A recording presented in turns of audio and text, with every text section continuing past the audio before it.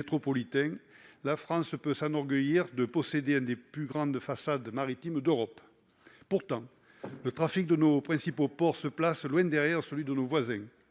Ainsi, Le Havre, premier port à conteneurs français, ne représente que le quart, voire le cinquième, des ports comme Rotterdam, Anvers ou Hambourg.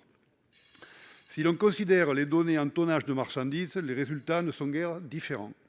Pourtant, avec ses 65 millions d'habitants, la France représente la plupart importante du marché européen après l'Allemagne.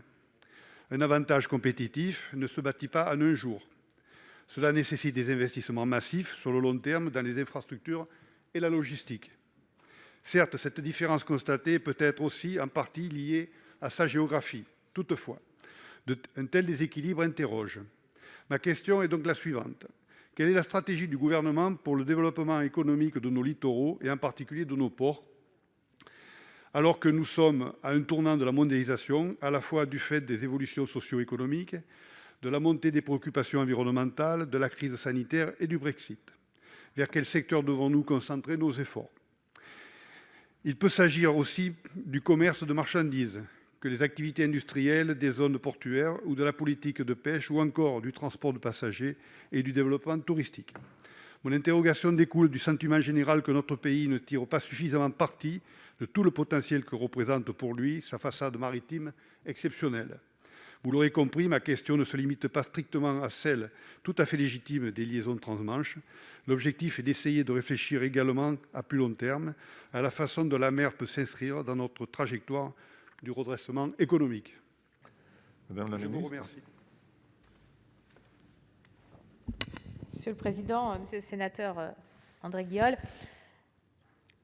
j'ai récemment fait connaître avec, bien sûr, le ministre du Transport, Jean-Baptiste Djebbari, la stratégie maritime que nous avions pour, bien sûr, les ports, avec cette volonté de construire une stratégie qui nous emmène à horizon 2050. Alors, la crise liée au Covid et les désordres qu'elle a engendrés au niveau mondial ont renforcé le besoin de fixer un cap clair, vous avez raison de le dire, et avec l'ensemble des acteurs portuaires français. Et là encore, je crois pouvoir vous dire que nous allons avancer vers une ambition, si j'ose dire, et c'est comme ça que je l'ai présenté.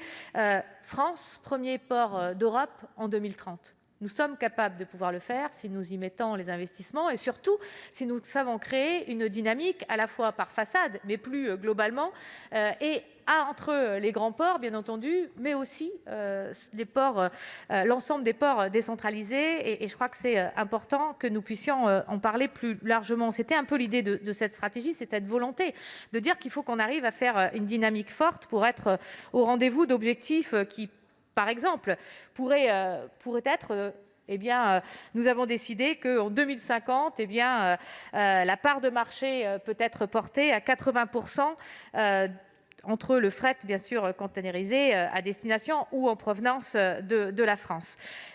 Il faut avoir des ambitions fortes, mais il faut aussi qu'on arrive à donner du sens et de la cohérence à l'ensemble de nos actions. C'est un vrai chantier qu'on a ouvert avec Jean-Baptiste Djebbari et que nous allons continuer à mener. Bien entendu, le ministère de la Mer, ce n'est pas effectivement que les ports, ce n'est pas que les armateurs et les bateaux, c'est bien un ensemble. Comment on fait pour que cette France, elle soit demain une vraie puissance maritime? Comment on fait pour sortir de la 21e place que nous avons en tant que, effectivement, nombre de navires qui naviguent sous pavillon français? Comment on fait pour avoir ce positionnement européen? Comment on fait aussi pour répondre à la question des littoraux sur le développement touristique, bien entendu, plus largement? C'est ça aussi le ministère de la Mer.